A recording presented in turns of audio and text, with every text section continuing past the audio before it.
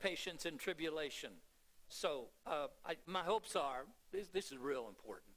I intend to communicate a lot this next half hour, 30 to 40 minutes. It's my hopes to communicate a lot. You know Romans 12:12, rejoicing in hope, patient in tribulation, remaining steadfast, consistent, continuing steadfastly in prayer. It's very important for this congregation. This is very important for everybody in the world because it's in the Bible. And it's counsel for everybody in the world. There are occasions in everybody's life who's a Christian and who avails himself of the Bible where they would say, that is my verse. Or a particular verse, I'm not just referring to this one, could be any of the verses. Sometimes they're real unusual, sometimes they're more common.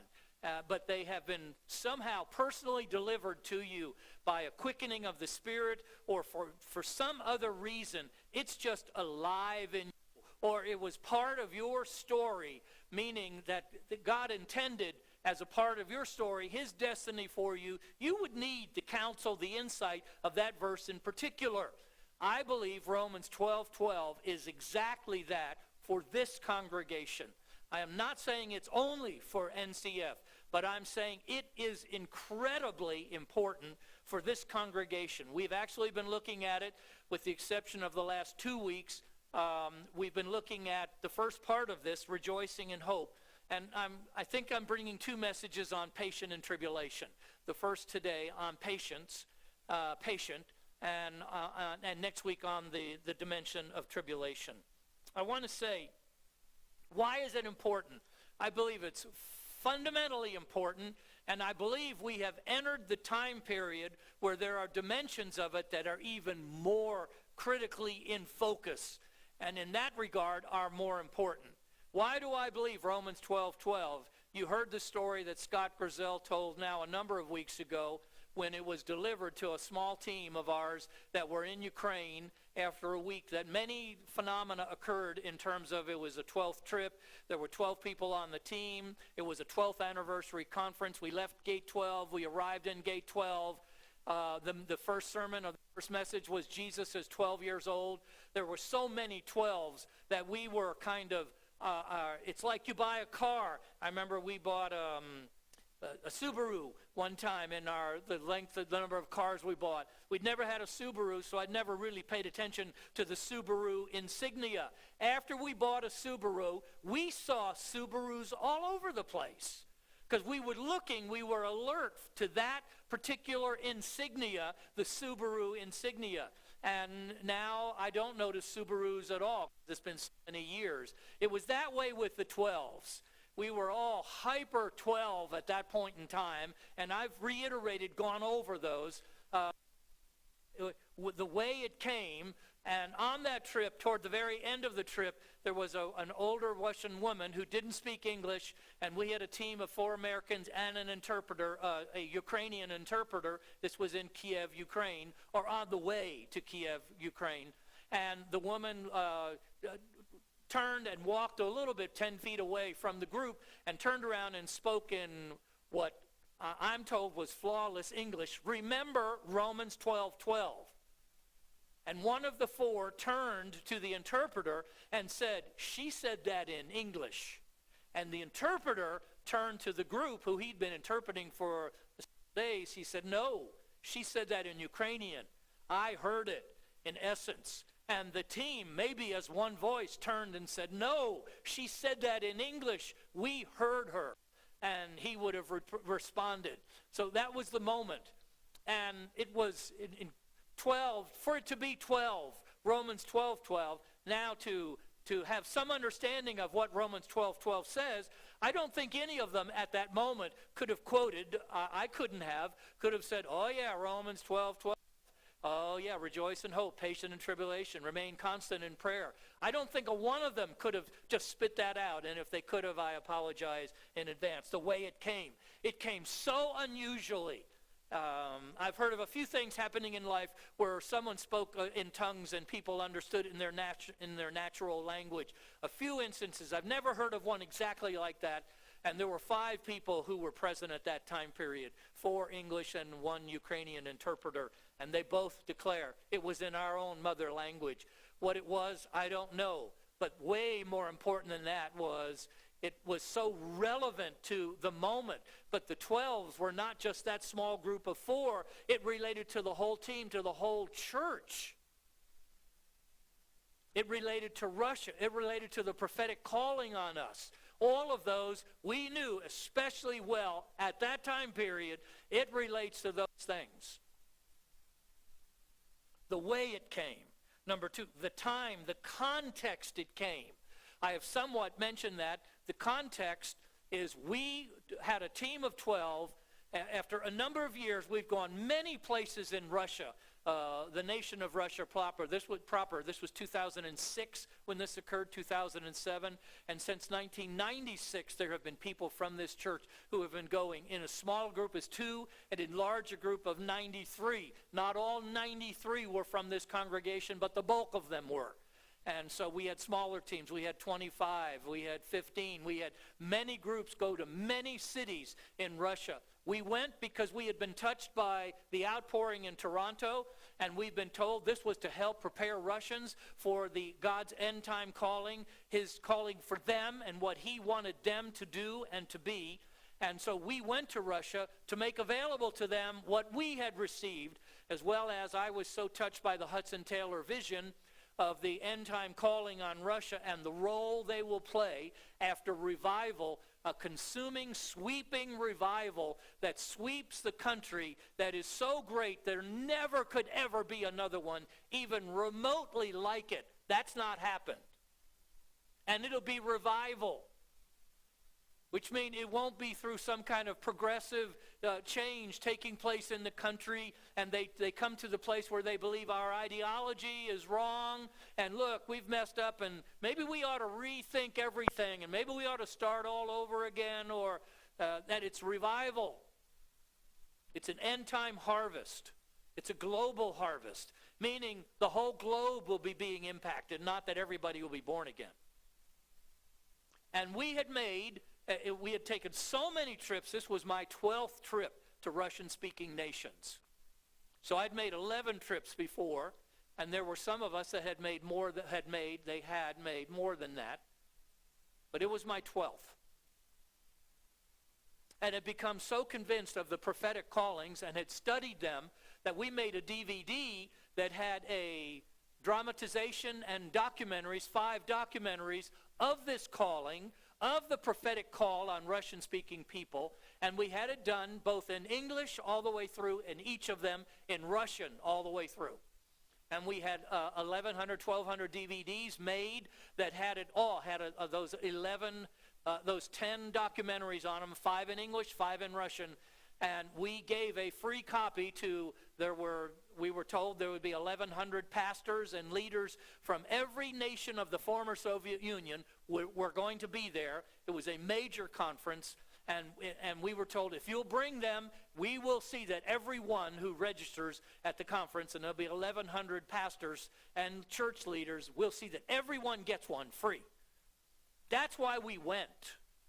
I believe the 12s, in the least, was God saying, I am granting my authority to this, because this is all about what the calling that he has given, his calling, his assignment. It wasn't our idea. It wasn't our assignment.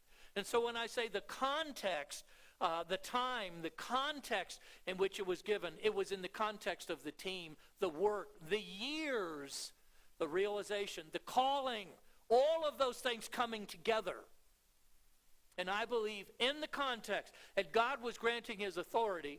In that context, God was speaking to us a profound, personal word that is applicable to everybody who reads the Bible. As well as for New Covenant Fellowship, it was incredibly applicable because of what we would then experience that we didn't have a clue what was going to come. It was incredibly applicable and appropriate and right on, but we didn't understand it, of what would take place. That God was telling, really, as we stepped, I'm giving you authority to function in this area. And I think what the real authority was, you're going to have authority, first off, to pray. You're going to have authority, and you're going to have enabling to pray a long time, many years. We didn't know it. We didn't realize it. We had no idea what we would then face. But we had delivered these 10 documentaries. We bought TV time in the former Soviet Union with gospel ministries. Remember, this is 2006. This is not when the wall just fell. This is 2006, and there were many ministries that were broadcasting all over Russia and all the other nations. And we bought a lot of television time for those things in Russian to be played on those for a number of times, for some significant time period. And in that context, as we were ready to come back home, is when this event happened. It was not just happenstance. It was not just, oh, well, that's the cherry on the whipped cream, on the icing, on the apple pie. That's just what that is. That is not what it was. It was divine counsel to us that we would phenomenally need. We would need to understand. We would need to obey. We did not understand that. I did not understand that. I think most of it was, as I was, boy, that was really cool. My goodness. That was neat. Man, what a spiritual event. Number 3, the stunning confirmations. The point was Romans 12:12. There were 2, I'll say immediate, within the next 2 days. One took place before she even spoke. Scott told us that after he guided that woman to the interpreter, he turned to Gary Beaton, and as he was turning to Gary Beaton, he happened to notice a clock, a digital clock, and it said 12:12. What are the chances that the clock would say 12:12 with the verse that was given was Romans 12:12? There are no chances. Yes, you could figure out the numerical chance. But in reality, there are no chances that he could turn and look over Gary's shoulder in essence and see the clock said 12:12. And then they turn around, and the woman, and he pointed out to Gary, see, that says 12:12. He told us, he pointed out, and Gary said, yep, there's another one. And the woman, then for some reason they turned their attention to the woman, and she turned around and said, remember Romans 12:12. And then 1 or 2 days later, as we arrived home, Kathy Grizel, Scott's wife, Kathy sent out an email to everybody in the congregation and was just telling them that they've landed, they're at the airport, everybody's home safe. And her husband happened to notice, I don't know if anybody else did, but her husband noticed it. Her husband heard it, he saw the clock, he noticed the email. He asked her, did you send that out? Did you wait until the clock struck 12:12 to send that thing out, as all emails have a timestamp on them? And she said, no, I didn't do that. So we're all left to say, my answer is yes. Were those 2 confirmations at 12:12, Romans 12:12, is very important. It was twice confirmed within 2 days.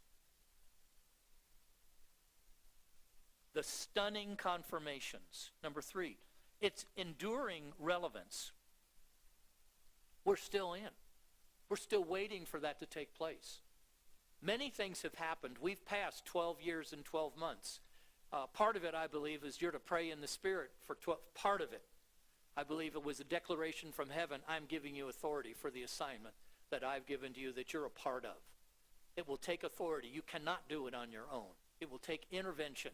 And I'm just telling you in this, I'm giving you authority. You will have authority. It's coming. It's upon you. It's yet to be full manifested. It has been manifested in one fell swoop. Those DVDs that we worked real hard on were distributed all over the former Soviet Union, just in one registration time period. It was of God. Its enduring relevance.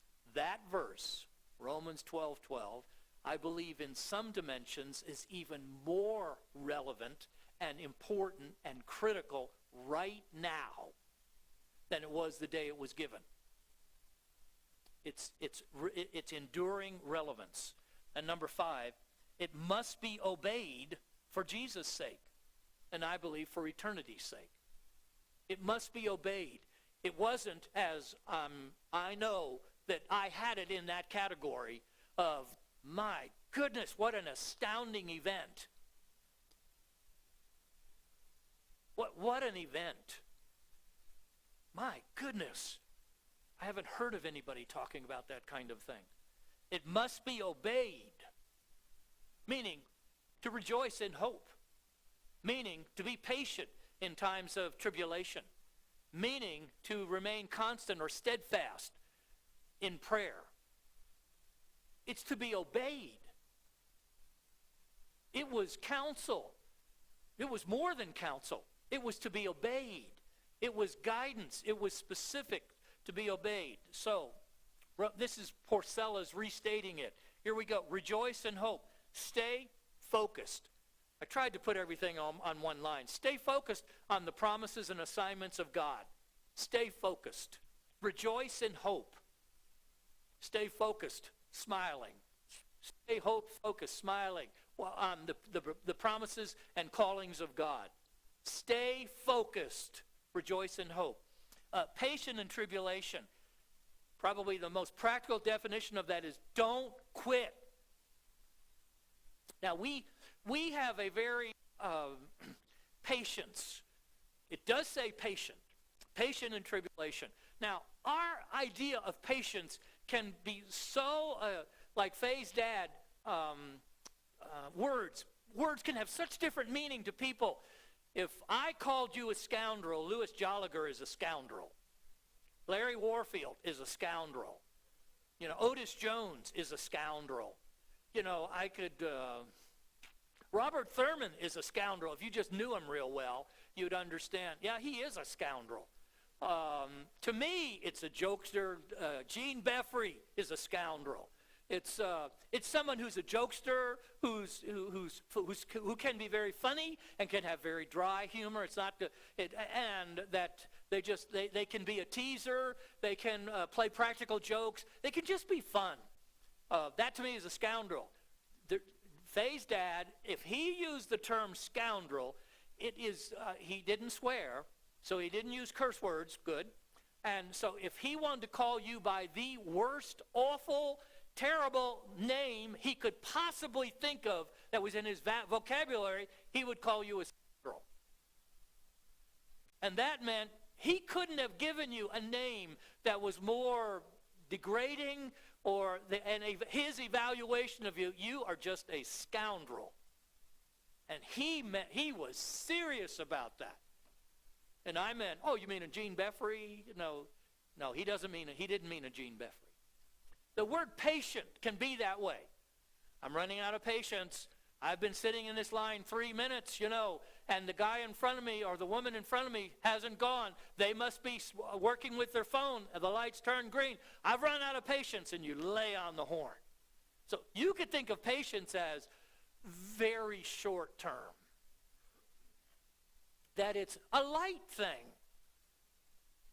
I'm beginning to lose my patience with the dog. If the dog goes on the floor one more time, it's outside. That dog will now be an outside dog.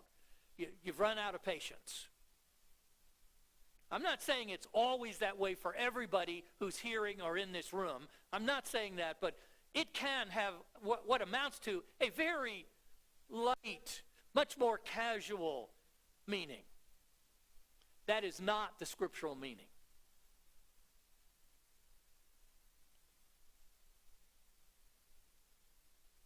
I'm going to look quickly at several verses where it's translated to far more what it really means. It means to endure to the end. It means to endure through whatever and make it to the end, to whatever the end is. To endure.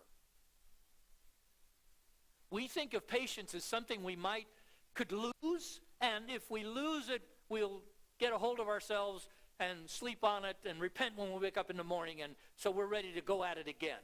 That is not who for the joy set before him endured the cross. It's this word. Look at Jesus, the author and finisher of our faith. Hebrews 12:2. Who for the joy set before him endured this word. It's translated patience in this verse. In Hebrews 12:2, it's translated He endured the cross. The King James is a little difficult, despising the shame. It means he didn't pay shame. The shame of the cross, they were stripped naked on the cross. He was the creator. Jesus. He was the creator. His creation that he made. And they brutalized him. And came to the conclusion, especially the religious people, that he was blasphemous. He needed to be put to death. He was the problem. He was the answer. It was all God's plan. He knew it would happen. The scriptures are so explicit. The Old Testament, what was going to happen. He endured the cross. We wouldn't say, well, he had patience while on the cross. Because it's not the right word to convey what that's really saying. He endured the cross. Despising the shame.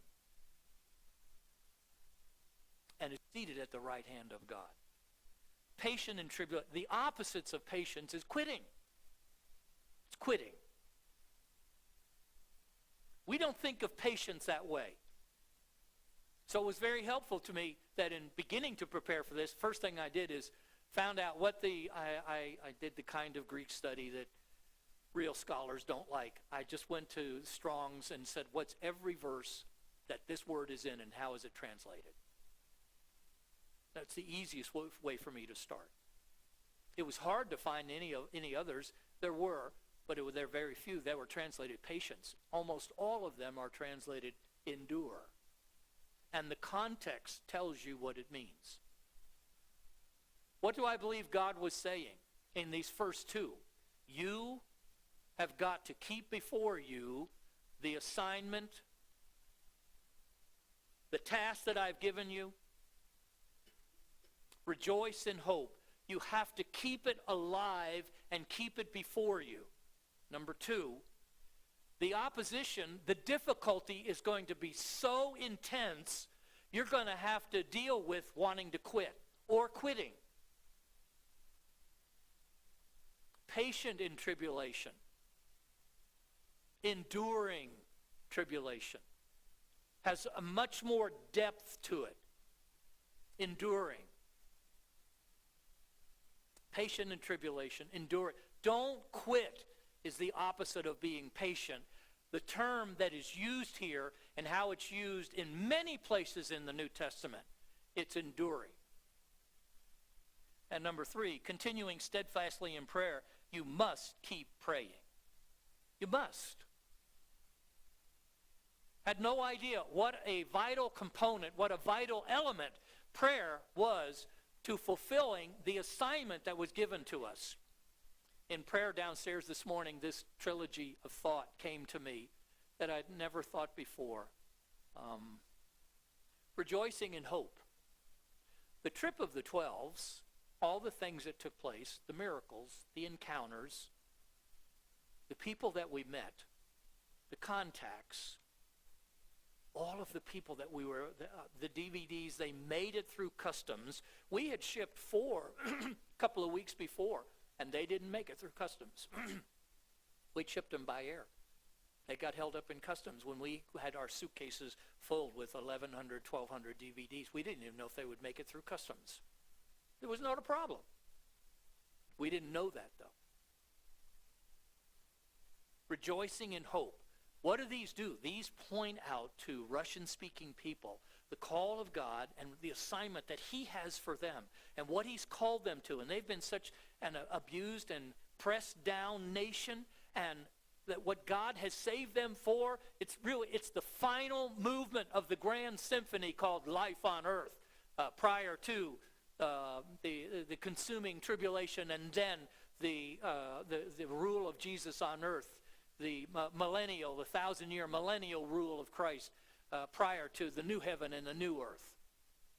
So it's the last movement. It's an incredible movement. Nobody would have picked the Russian-speaking people. Nobody.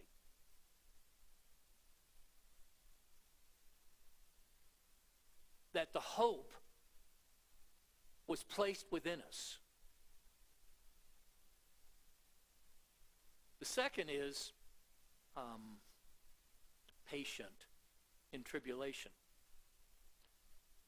Immediately following that trip, I gave myself to about 2 months of sort of relaxing, and I watched 4 videos over and over and over and over again. And the net result of those videos was I came to Faye and said, I think God's going to ask me to do something, to lead in something that nobody's going to believe. Nobody's going to agree with. It's a minuscule number in each of the videos. It was a minuscule number. It was someone else or a few other people or a very, very small group that believed. But there were 4 events that were true events. Not everything in the pictures were true events. That pictured and I believe God's going to ask us to do something that's just totally impossible.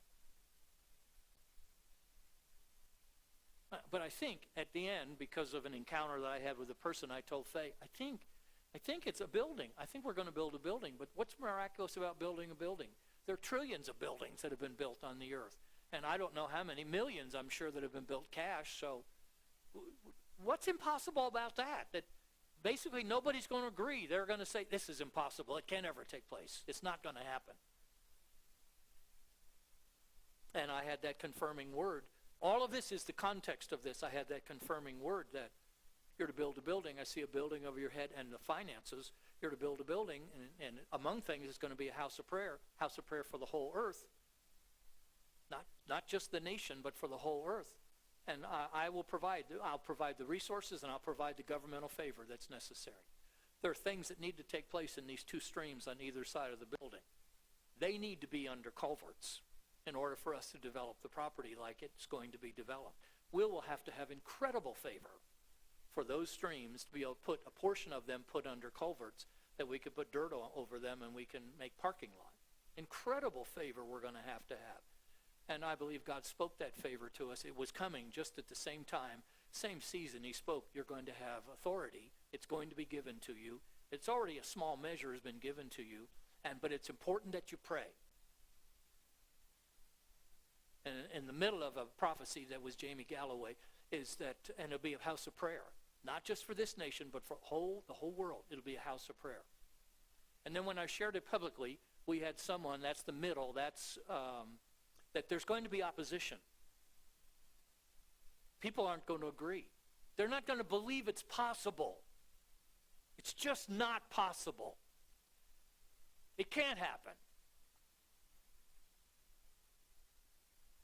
I could say for some, it can't happen because it disagrees with my theology, and therefore it cannot happen. I'm glad God's not restricted to our theologies. And that was the point. That was the beginning point. And when I came back from vacation, there was a young man who said, it needs to be built in the Spirit. And he told me, he said, I've seen a picture in your office, so I've not been in your office.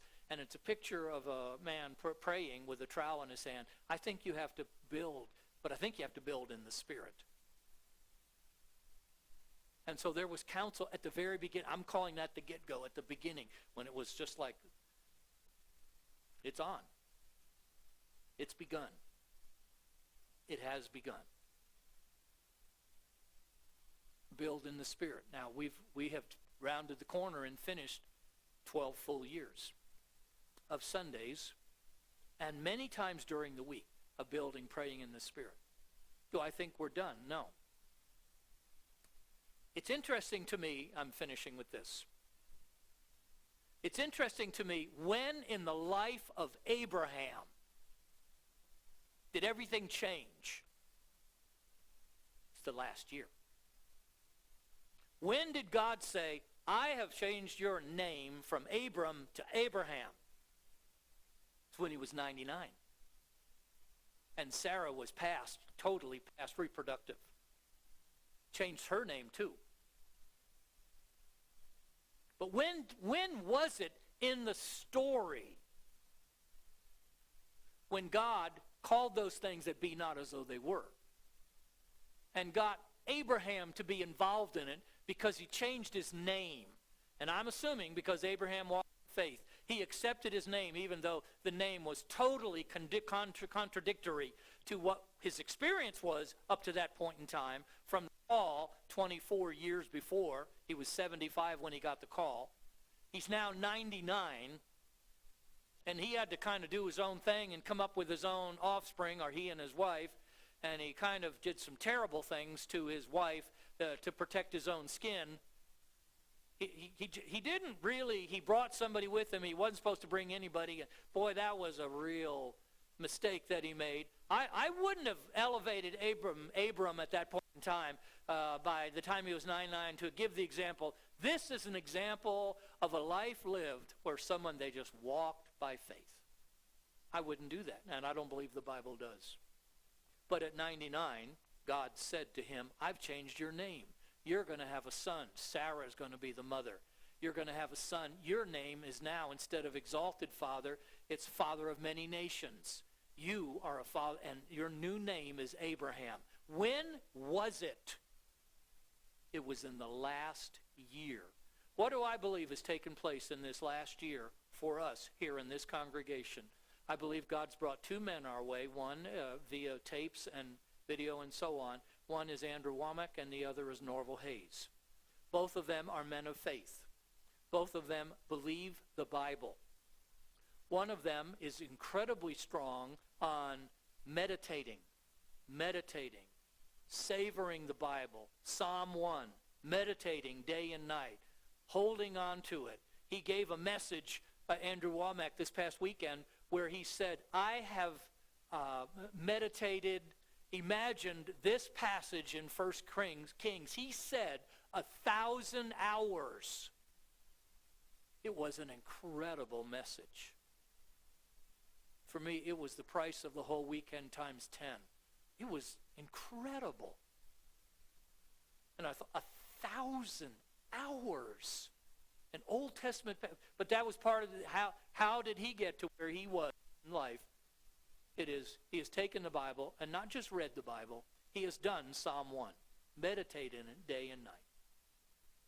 And Norval Hayes, I believe God has brought to us, you got to speak it. If you say to the mountain, or you are saying, many times we say, so in speaking to,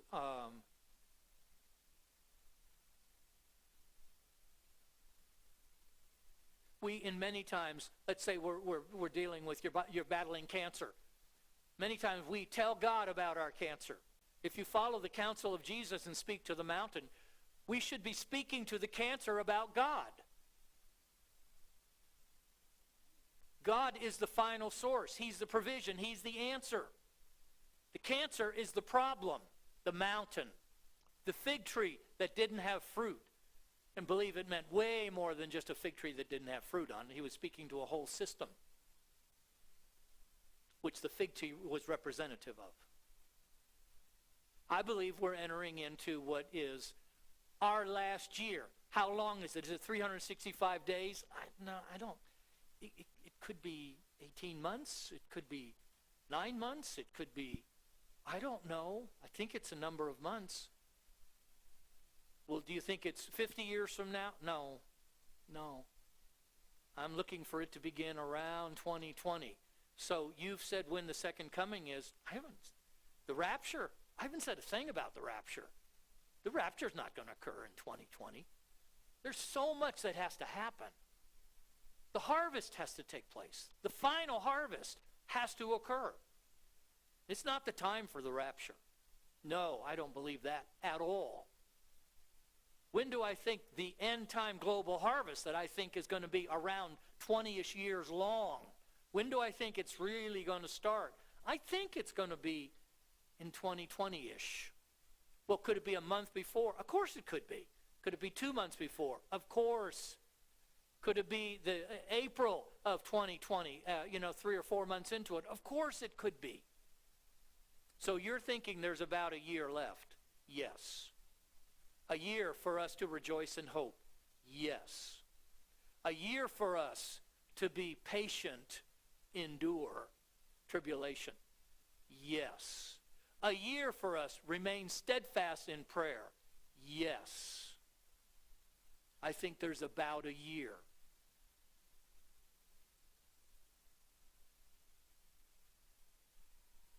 Those are things that have come to us. It came to me this morning, though it's a Bible fact that anybody could have seen or said it was his last year. It was in his 99th year that it happened, that his name was changed. I believe God has brought two powerful He has reacquainted us with. He's re-emphasizing them. He's calling them again to our attention. He's awakening us to it. Whichever word or combination of words is the best word. I believe he's saying, you need this. You need to use these resources. You need to not quit. You need to keep praying. You need to stay focused on the hope that is set before you. In Jesus, and again, finishing with Hebrews 12:2, who for the joy that was set before him, that's the hope. Who for the joy that was set before him, he rejoiced in hope. He endured the cross. That was, he was patient in tribulation. But it's not at all appropriate to fully explain. He endured the cross. He remained steadfast in prayer. I'll have to say, to me, there is record that on the cross, he ended his time on the cross in prayer. Father, it's into your hands I commit my spirit. And a number of the last statements of Jesus on the cross is he was quoting the Psalms, which described in detail what was going to happen to the Christ. I believe he was praying. He was confessing. He was confessing Scripture. He was expressing his faith. He was praying to the Father. It ended in prayer. I believe he was living Romans 12:12. Even though it hadn't been written yet. It existed in the heart of God. In the heart and mind of the Holy Spirit. Inside of Christ, the Creator. Rejoice in hope. Patient in tribulation. Continuing steadfast in prayer. It's critical. And I believe we are entering the time period when it's more critical than ever before. Have we laid a foundation of building in the Spirit? I want to say yes. Yes. It's interesting, I've heard Mike Bickle this past week say in the history of the International House of Prayer, his term that he used is most of the people who have come and been excited and started to walk in their four main values of intercession, holiness of life, IHO, offerings for the poor, and P, the prophetic, holding on to the prophetic. Those are their four most core values. He said they've had 3 huge seasons, and just a few of each season are staying steadfast to what they believe the core elements are that undergird their calling, their intercessory calling. I believe these are to undergird our calling. That is, we are to rejoice in hope. We're to be patient in times of pressure, tribulation. We're to remain steadfast in prayer. If you'll bow your head with me.